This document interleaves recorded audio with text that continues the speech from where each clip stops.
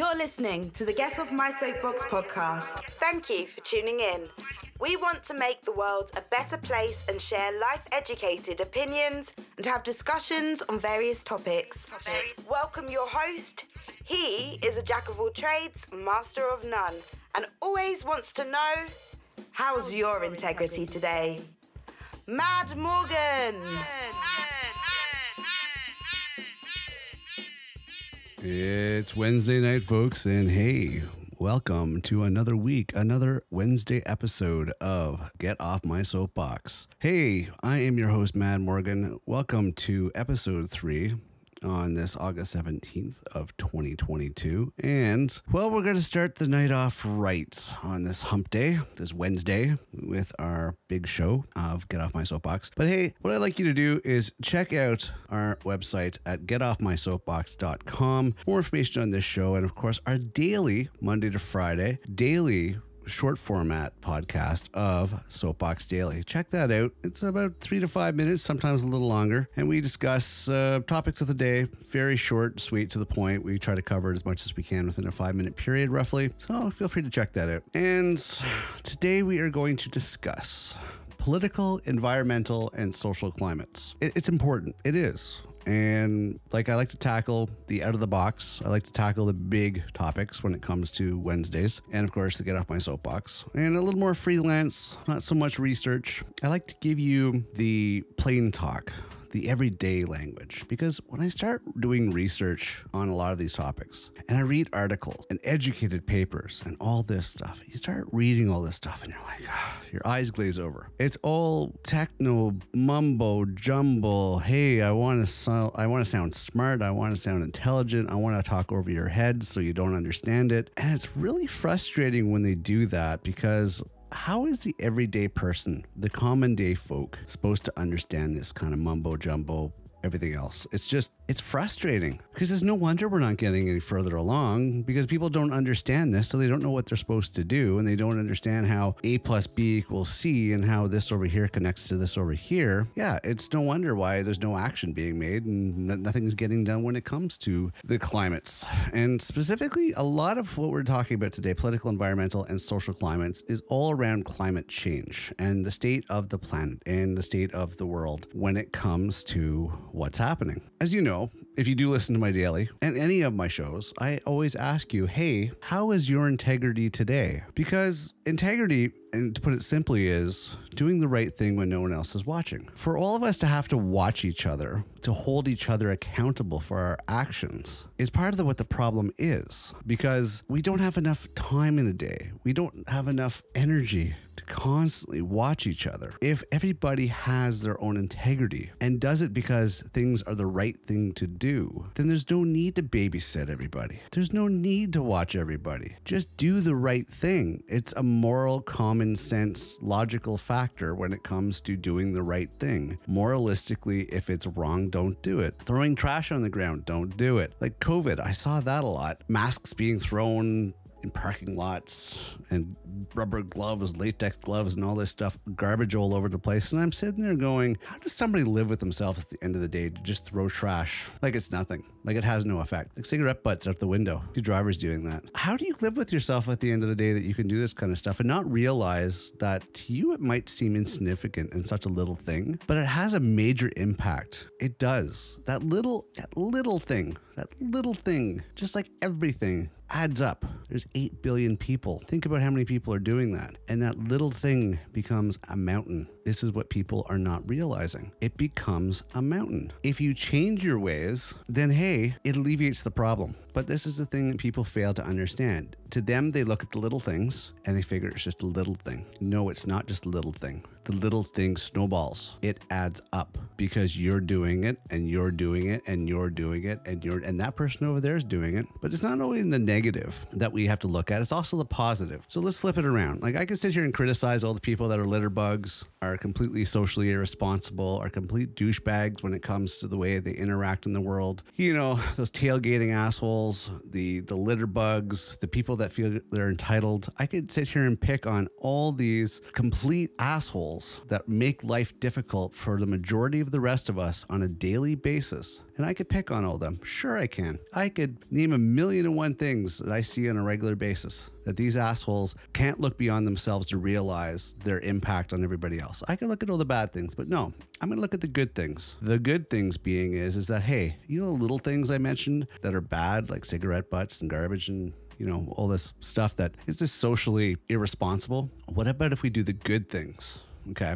If we reverse that and more people do good things, and then more and more people do good things, think about what kind of impact that will have. You can take away the bad things, forget about the bad things, think about the good things. If you do more good things, more people do good things, and so on and so forth. Think about how much more we would advance moving forward. This is kind of what I want you to think about, what I want you to wrap your head around. Okay. As I said, I could pick on the bad things. I could pick on the 1,000,001 idiot drivers I see every day. Aggressive drivers. Oh, we're in a rush. We're going to be aggressive on people. We're going to play Mr. Police Officer, and, you know, so you can see us in your rearview mirror, and we're going to speed, and we're going to drive irrationally, and we're going to do stupid things like text and drive. I can, you know, if you've been around my shows long enough, you know, one of my biggest pet peeves is bad drivers. I hate bad drivers. But they repulse me. It's a responsibility. Don't take advantage of it. Okay, so we're not going to talk about that today. Today, political, environmental, and social climates. And this is all revolving around the climate, okay? Environmental changes, climate changes, and how they all interact with each other. Now, people have been hearing this for decades. Previous generation, my generation. Hell, I even went back to seeing an old episode of Family Ties. I don't know, you have to be my age roughly to remember that show, but there was an old TV show named Family Ties that starred Michael J. Fox. And to go a little further, if you know who Michael J. Fox is, he played in the Back to the Future series and amongst a bunch of other movies. But one of his early starts was a TV show called Family Ties. Good show. And it's funny, I saw an early episode. And even back then, now this show had to have been, late 70s, early 80s at best. And Jennifer, the youngest daughter, was doing recycling newspapers. And I sat there and I looked at that, and it blew me away because I really don't recall recycling when I was a kid. I mean, I grew up in 72. That's when I was born, 72. And I don't recall ever recycling as a kid. Garbage was garbage was garbage. We didn't recycle. So, you know, as an adult going back and looking at old reruns of Family Ties and seeing that in that era, there were people that were recycling, I thought that was interesting. Why didn't it catch on sooner? Why did it take so long, well into the 2000s, for recycling to become a thing? It really didn't take, it took that long. It's incredible that it became a mainstream thing. It's not a hard concept for recycling. And this is basically what we're talking about when it comes to environmental, because yes, the more you take from something, the less there is. So if you can reuse instead of keep taking, then it leaves a healthy growth in place, okay? And it'll make sense as we go along, but this is why recycling is important. Because if you keep taking from the planet, there's not much left for the planet. If you take out and don't give anything back, there's a limit to it. It's going to run out. It's like any living organism is going to defend itself. Guess what? The planet's going to defend itself too. And what's going to happen is the planet's going to shake us off, which the planet's already started doing. I don't know if you realize this, but yes, it's a living organism. It's starting to shake us off. Violent weather changes, places that are not environmentally friendly to live, heat waves, tornadoes, you name it. That is the Earth's way of saying, hey, you know what? I'm a living organism and I've had enough of your bullshit. I'm going to start shaking you guys off, because once you're gone, and we're talking about the human species, once you're gone, I'll still be here. That's what the Earth is saying. I'll still be here. I'll just rebuild. It's all good. I will envelop and I will reabsorb all the damage you've done, and I'll renew myself and I'll be good to go. And I'll still be here in 100 years. I'll still be here in 1,000 years. I'll still be here probably in 1,000,000 years. This is pretty much what the Earth is saying right now. And we're at a very pivotal time. We're at a big turning point. We're kind of beyond that point of no return, but there still is a chance. Let me just emphasize this. The environment is not the responsibility of your governments. It is to a certain degree, but it's not just the responsibility of your governments. It's not just the responsibility of your neighbors. It's not just the responsibility of those, as you call them, tree huggers that like to protest. It's not the responsibility of anybody else. It is everybody's responsibility. including yours. So think about what you do on a regular basis that actually harms the environment. And if you don't know what harms the environment, maybe you should take a good look and do some research. Like your vehicle, like how much hydro you use or how much water you use, how much resources that actually require something to create something. How much of this stuff do you use? And what do you do with it? And what do you give back? These are all questions you should ask yourself, because everybody is part of the problem. Everybody on this planet is part of the problem. Some more than others, but everybody is responsible. Every little bit. Like we were talking about in the beginning, every single bit it adds up. So you have to do little right things in order to right things. You could catch what I did there. But doing so much the bad things are going to happen. Okay, so let's look at how this breaks down. Now, people like to blame the governments. They say it's the government's responsibility. And don't get me wrong, I'm not saying the government's always right. I'm not saying their governments are always wholesome. But unfortunately, we have this evil that rules this world, and that's called money. It is an evil. Evil, evil, evil, evil. And I don't care if you want to think, devils and Satan and Lucifer and all that stuff, or that kind of evil, or whatever evil, it's just wrong. They say, oh, it's necessity. What other solutions do we have? No, I believe there truly is other solutions other than money, because money breeds greed and breeds loss of value, loss of morals, loss of, our human side, our humanity. Money just breeds ugliness. It really, really, really breeds ugliness. And that's one thing that I don't think a lot of people see. They're so focused on it. They think they need it. They think it's necessity. So when you get in the political landscape, now, why do people get into the political landscape? They say it's to make a change. Maybe they do want to make a change in the world. Maybe they might make a change in their city or in their country. I think it's about power. So what do you need in order to keep in power? You need the support. You need the support of the influencers, in the sense. Now, we're not talking about influencers like streaming influencers. I'm talking about you need the influence of those who change the political winds and the political landscape and know who's who and is contacted with who and everything else. So that means politicians on the political scene have a tendency to get into bed with big business. What's the driving force for big business? Profitability. That's all business cares about. That's all the 1% care about. They don't care about the planet. They're convinced that they're invincible because they have money. That's all they care about, is the money.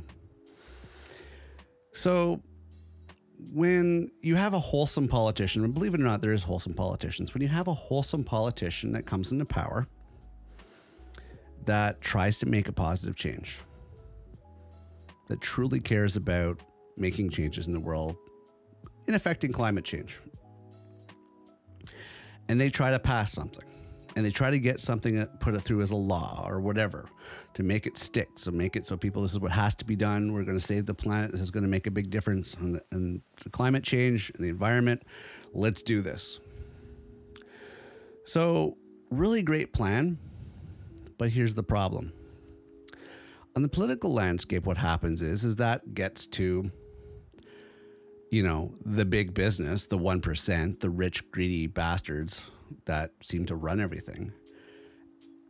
And they cross compare it. They weigh it against their profitability. And they're like, yeah, that's not profitable for us. We don't like that. Yeah, you got to get rid of this. Big business tells their politician friends, positions of power, and that great plan that wholesome politician had gets smushed and buried. And a couple of years later, that particular person gets moved out of politics because we don't want his good ideas influencing anybody else. We don't want that. That would just be bad. We don't want his political ideas and his environmental wholesome ideas to infect the rest of the politicians. Heaven forbid we should have that happen.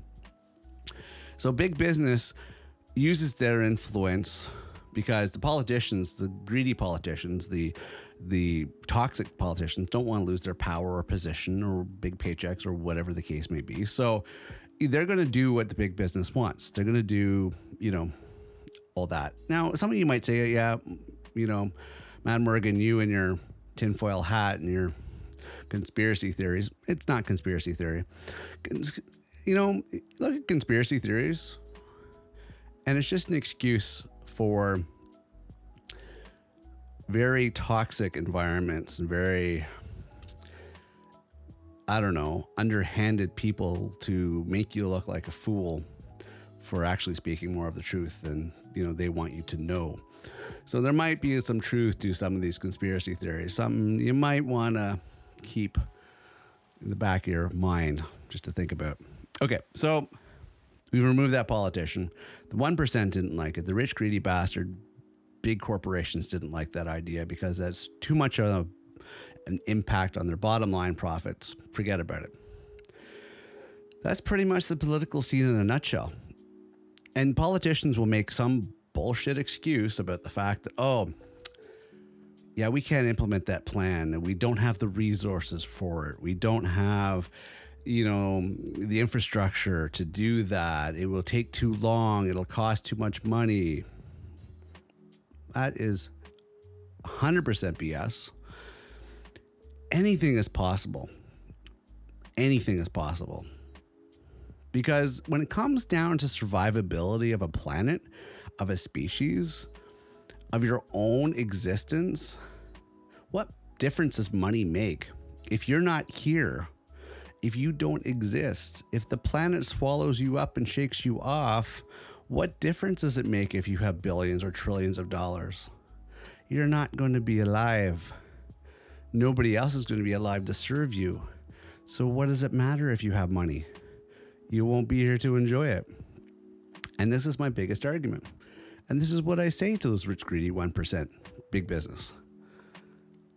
Think about what you're doing. Think about your business. Think about what makes you money. Think about your impact on the environment and the world.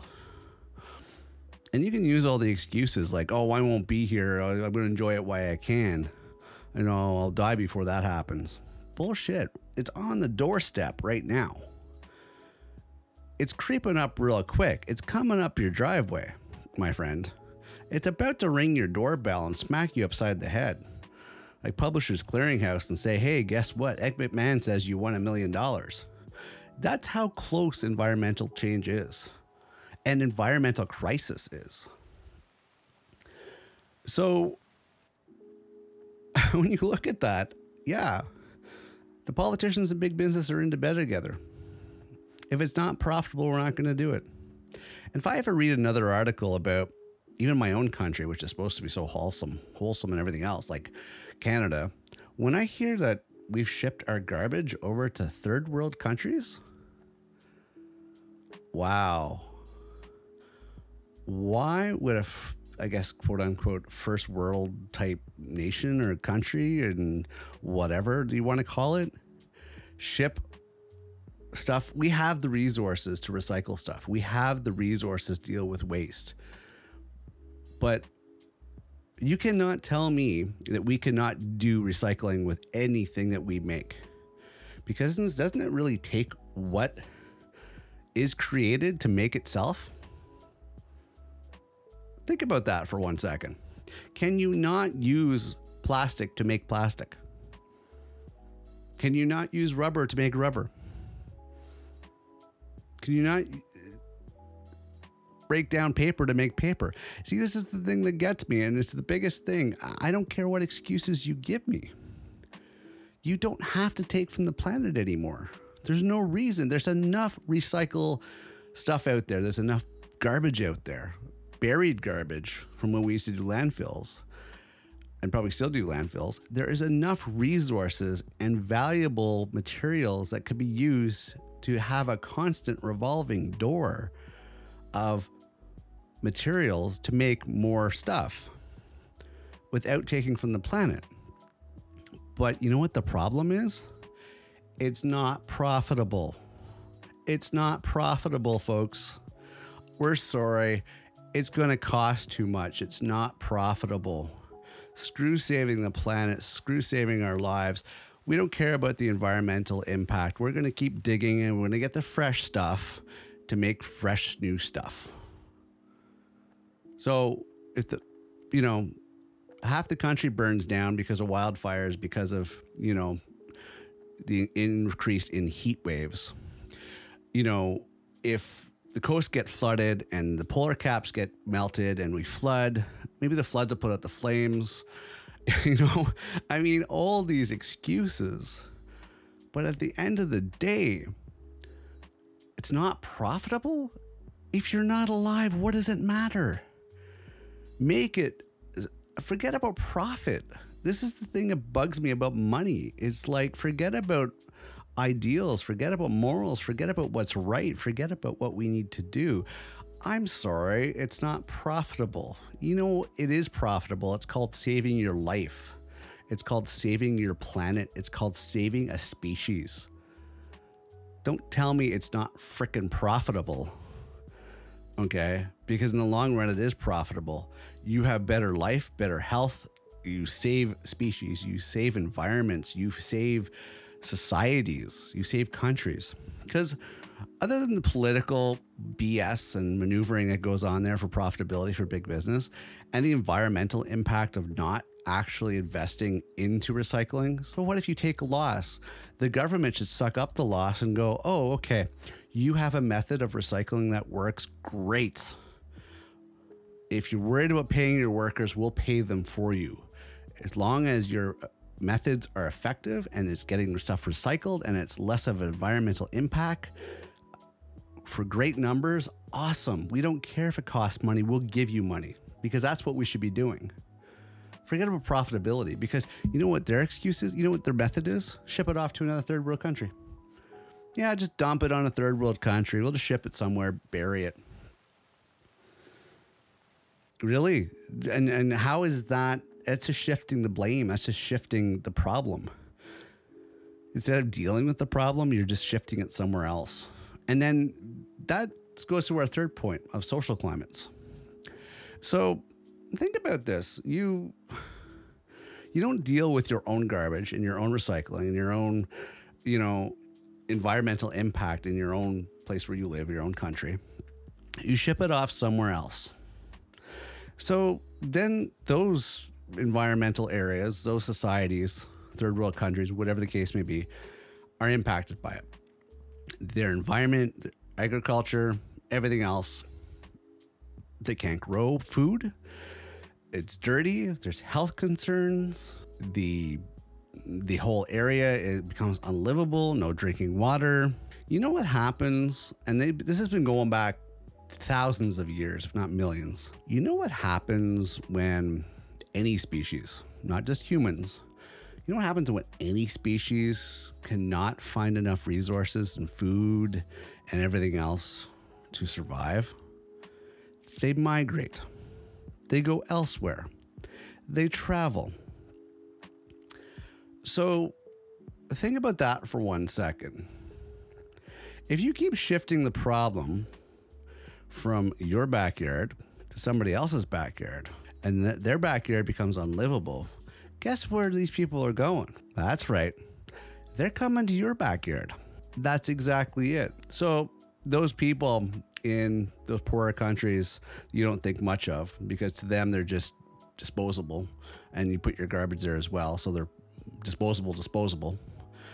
Eventually, they're going to want to have a place where they could find resources to live and everything else. And they're going to migrate to where there is these resources. And guess what? Those resources are usually where the people that have money are, namely the 1% and the big business, the rich people. They're not going to care about anything that you have to worry about. They're not going to care about your, 10 cars in the garage and your sports car and this and your that, and your fancy house. They're just going to move on in. They've lived in stuff that's 100 times worse. So it's going to be like a dream come true for them. You're not going to be able to stop them all. And they're going to be on your front lawn a lot sooner than you think if you don't start smartening up with the way you run your business practices or your political influences or your environmental impact when it comes to profitability and bottom line. We're not truly recycling. We're just faking it. We're worrying about profitability and then just shifting it and hiding it so nobody sees it. We can govern successfully to protect key ecosystems from being exploited and abused. We can do that. We can govern successfully to protect these, and we should put the resources in them.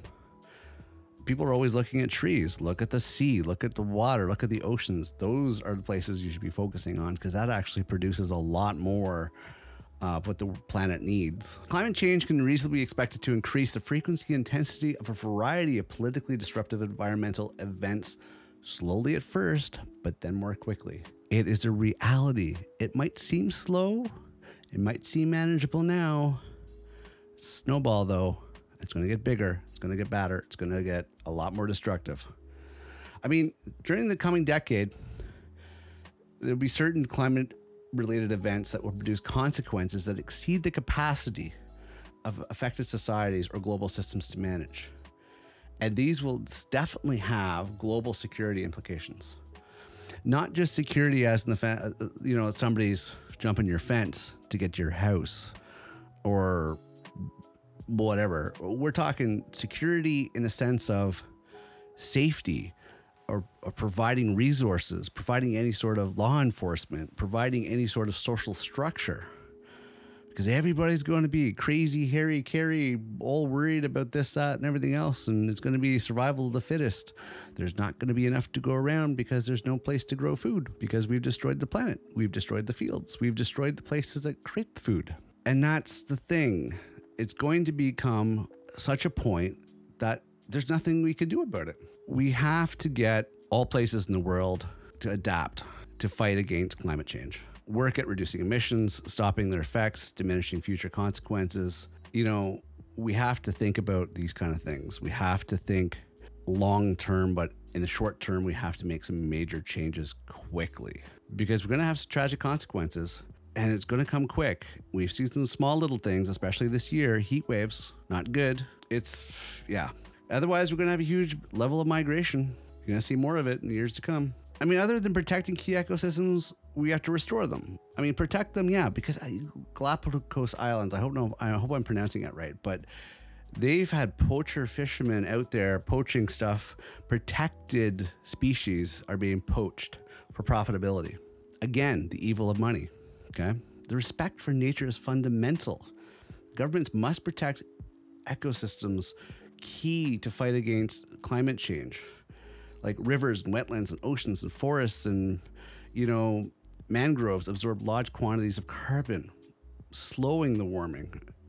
Mangroves also serve as a barrier against tropical storms, and wetlands absorb excess water from floods, both extreme weather events, that are caused by weather change. I mean, we have to fortitude. We have to strengthen those systems and protect them.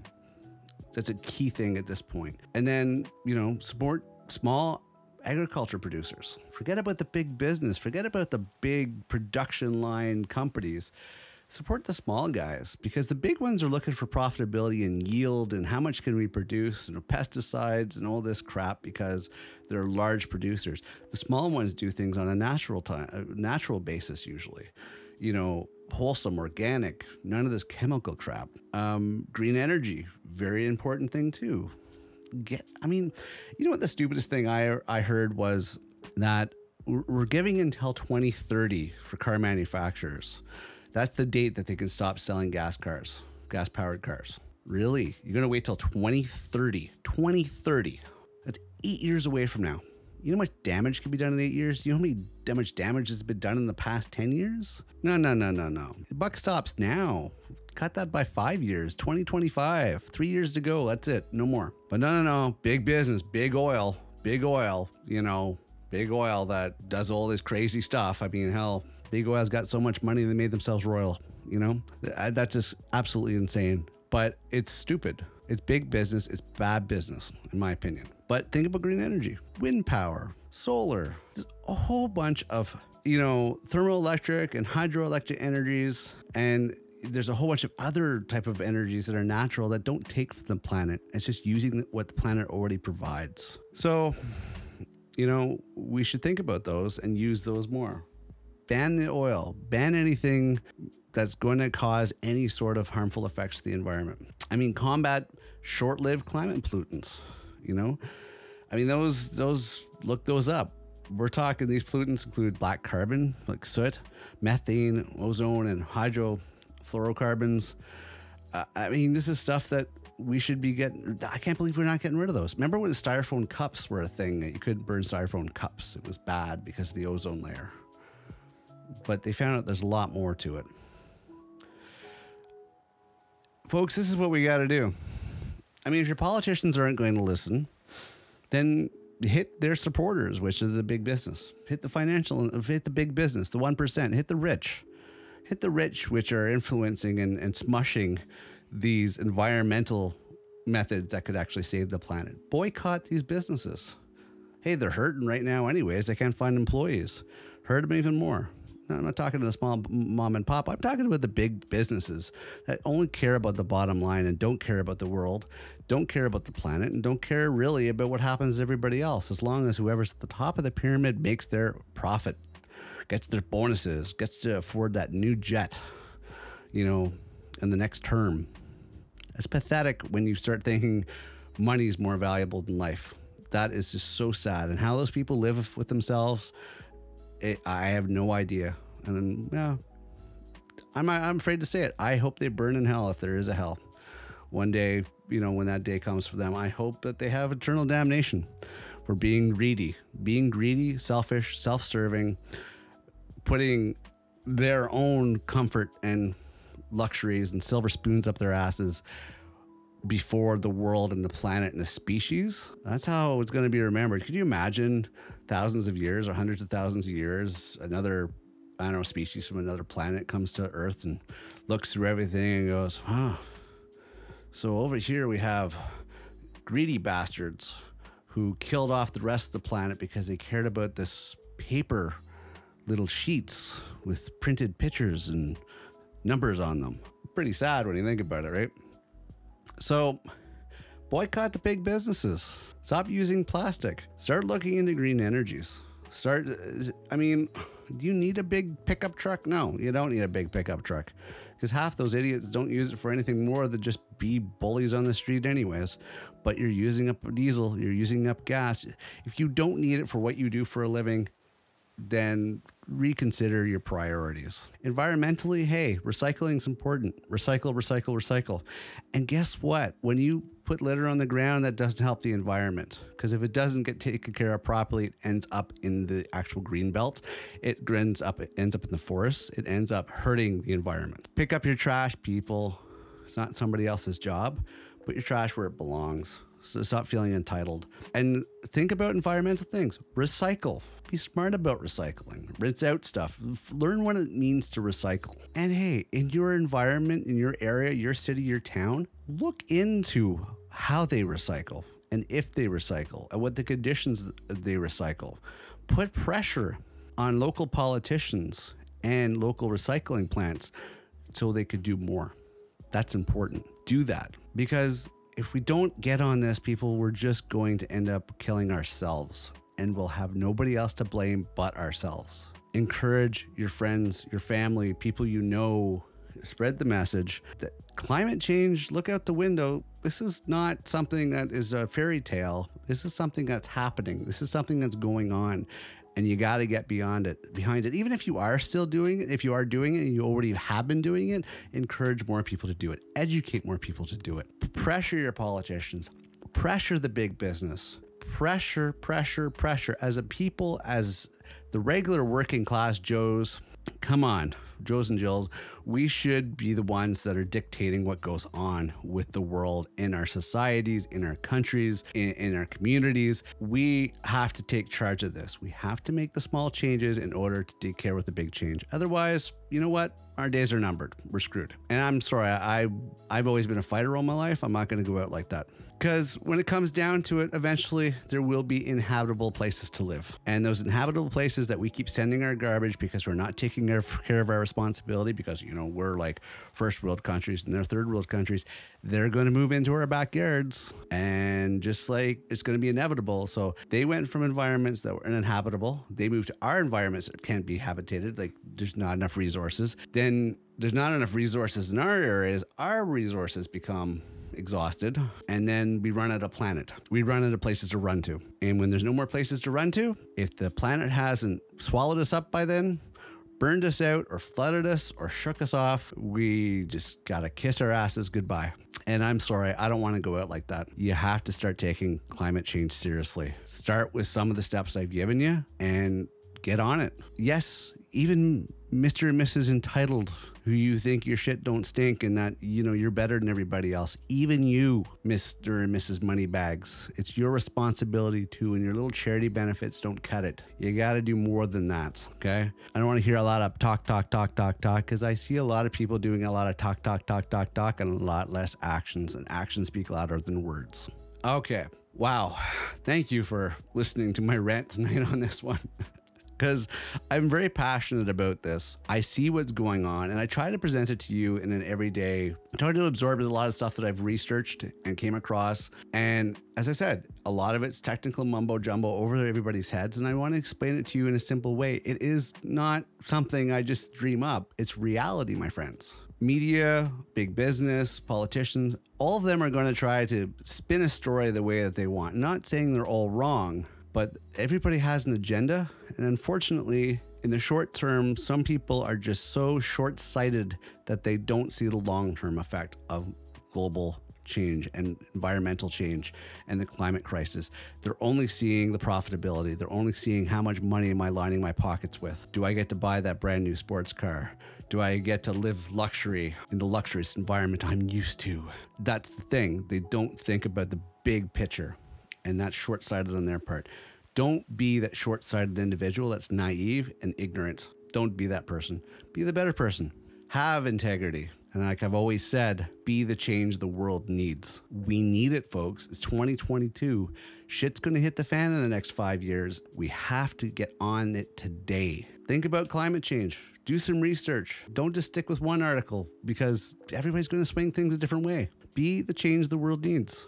The world needs a lot of change right now, environmentally for sure. You got to get on it. Okay, so I could sit here and I could scream at you for the rest of the night about that, but that's going to be up to you. It's your actions, your environment, your world, however you want to view it. Start at the political, start at big business, put pressure on them to do more.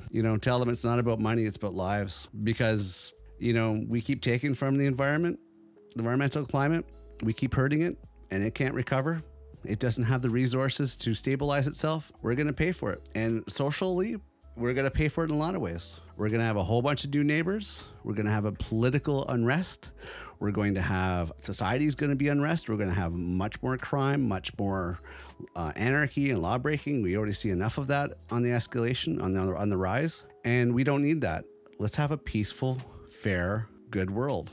We can do it. It's not a dream. But we all have to make the effort. Yeah, the responsibility is on you and me and everybody. So spread the word, get some action onto it. Okay, folks, as always, I thank you for being here.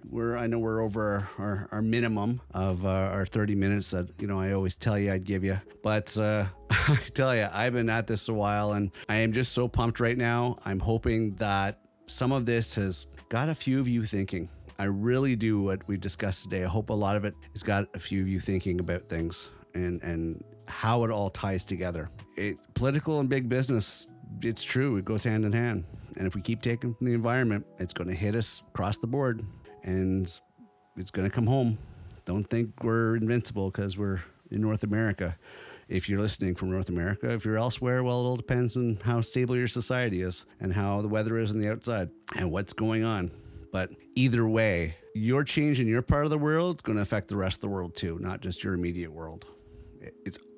We're all in this together. All right.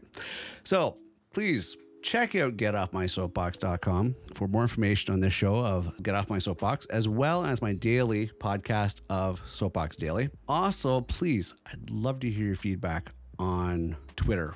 Mad Soapbox. Check that out. On Twitter, you can find me at Mad Soapbox. Please leave your comments, feedback. I'd like to hear more from you when it comes to what you think of the shows. I'd like to hear what you think about the topics. Let's discuss it. Bring it up there. I'd love to hear from you. Also, new FAQ section on the website. Check that out. I try to answer a lot of questions. We're still trying to, fine tune a few things. So thank you for bearing with us. We've been at this for a little over a month now, and we're still going strong onwards and upwards. Oh, also, thank you very much for your patience with dealing with me. I try to be fair across the board with everything. I generalize usually in a male sense. I do apologize. I don't know if some of you have noticed that. Please don't be critical on me on that. It's a very generalized term I used. I guess it just becomes, like, for instance, I mentioned in one of my shows recently about policemen. I don't mean it to be just policemen. It's just a generalized term that's always been used. I should have been using police person or people. But so you know, I am far from being sexist. It's just generational thing. And then, of course, stuff that I try to keep up with when the political landscape changes and, you know, the way the political correctness goes and keeps changing. So I just try to keep up on that. So thank you for bearing with me on that one. Other than that, and I know I had to point that out. Some people are like, you didn't have to, but I just want to point that out. I do what's in best interest of my listeners, of you that come in here and listen to me, because I thank you very much. I do appreciate you coming by and listening to our shows. And I do appreciate you. So I thank you very much for being here, especially on our Wednesday nights, which are a little later in the day. But hey, check out those websites. Give me your feedback on Twitter. I'd love to hear from you. I'm going to wrap this up for tonight for another week of Get Off My Soapbox. And moving forward, I am trying to put in some, other than Twitter, some more feedback methods that you can reach out to me to let me know what you'd like to hear, topics you'd like us to cover, things that are important to you. Still trying to figure out that structure, whether or not it's going to be a forum or some sort of chat board. I don't know. I haven't figured that out. But right now, Twitter is one way. Since we make videos from our podcast, you can leave comments, of course, on YouTube. We're also on Twitch. I think that's about what we're dealing. Oh, sorry. We're also on Reddit. You can find us there as well. All these things can be found at the top of the GetOffMySoapbox.com website. So check that out. Other than that, hey, I'm going to wrap this up. As I said, thank you very much for being here for another week. Please keep your integrity in check. Be the change the world needs. And I will, well, for those of you that listen to me Soapbox Daily, for those that listen to me every day, I will see some of you tomorrow morning. Otherwise, if you only stick around for our Get Off My Soapbox each week, I will see you next Wednesday. Again, I'm Matt Morgan. Have a great week or a great night, and I will see you next show. Bye for now. Take care. That's all for this episode of Get Off My Soapbox podcast. Appreciate you tuning in today. If you enjoyed this episode and you'd like to support the podcast, please share it with others, post it on social media, or leave a rating and review. To catch all the latest from Mad Morgan, head over to GetOffMySoapbox.com for links and details. Thank you for listening. Don't forget to follow so you don't miss the next episode.